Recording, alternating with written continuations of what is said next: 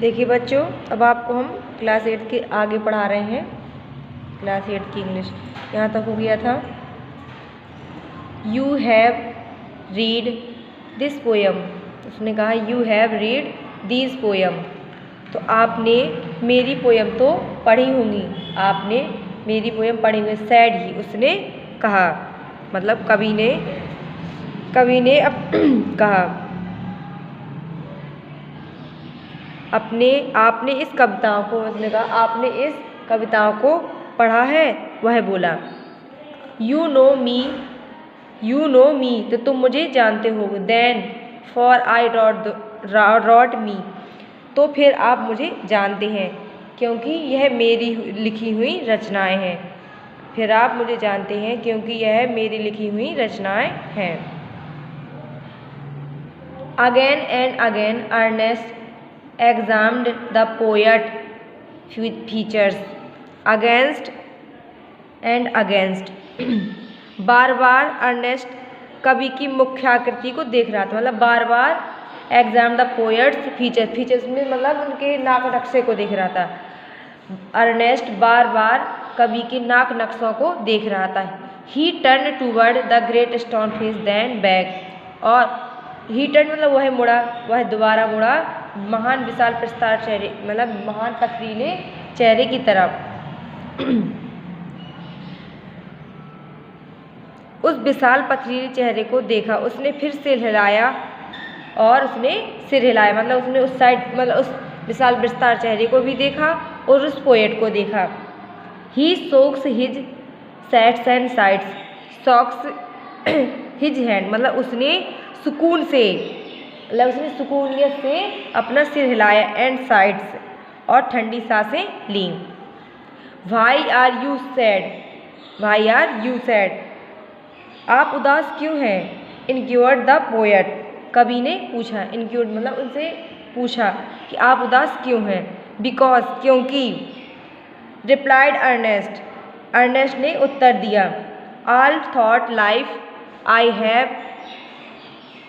awaited the fulfillment of a prophecy,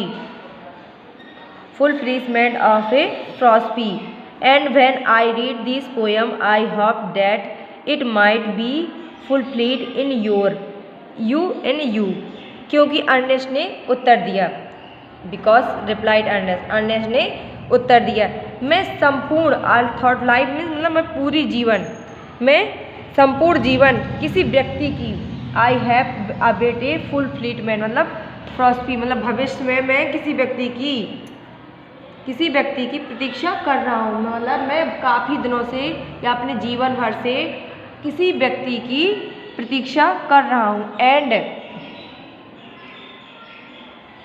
and when I read this poem, और जब मैं उनकी कविताओं को पढ़ता हूँ, तो I hope that it might be fulfilment in you, तो मैं आशा करता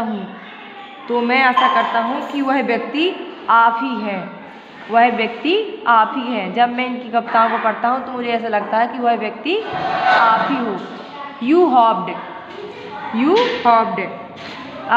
तुमने आशा किया, मतलब तुमने सोचा, आपने आशा की। आंसर्ड द पोएट मतलब कवि ने उत्तर दिया। फेंटेटली स्माइलिंग, इसमें मतलब वह धीमे धीरे, फेंटली मीन्स होता है धीमे धीमे या मंद मंद मुस्कुराने लगे। स्माइलिंग मीन्स मुस्कुराने लगे। To find it me the likeness of the great stone face, कि मुझे विशाल चेहरे की सामता खोज लें, कि मैंने उस विशाल पथरीले चेहरे जैसी कोई व्यक्ति मिल जाए। I am not worthly to be its likeness, पर मैं उस सामता की योग्य नहीं हूँ। मतलब उसने कहा लेकिन मैं, वर्थ मीन्स क्या होता है, योग्य, लाइकनेस मतलब उसकी समानता, लेकिन मैं उसके जैसा नहीं हूँ,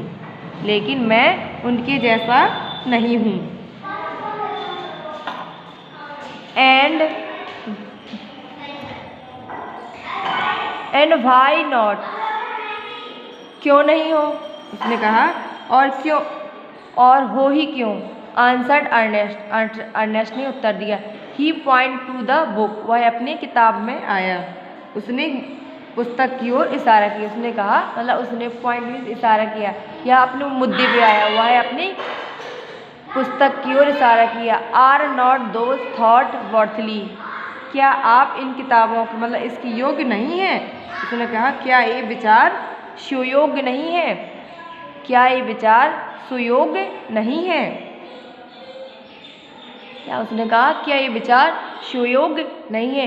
देखिए बच्चों, आज के लिए आपका इतना ही होमवर्क, इसकी आगे हम आपको कल पढ़ाएंगे।